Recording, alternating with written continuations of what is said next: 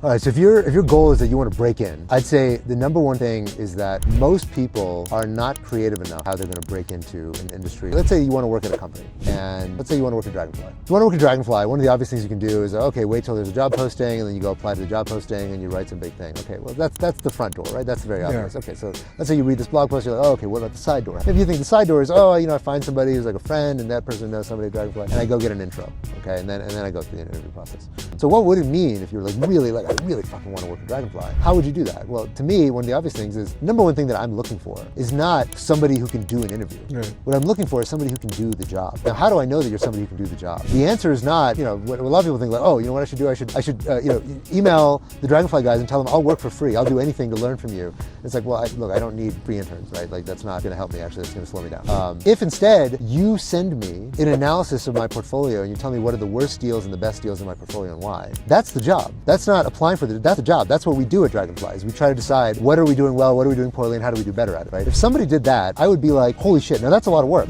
right? But is it that much more work than like going and networking and finding all these people and getting in some side door? In absolute hours you'll spend, it's actually not that much more time. But it shows a kind of confidence and initiative, and it shows that like, oh, I can immediately evaluate, does this person have the intellectual perspective that's going to be valuable to me at Dragonfly?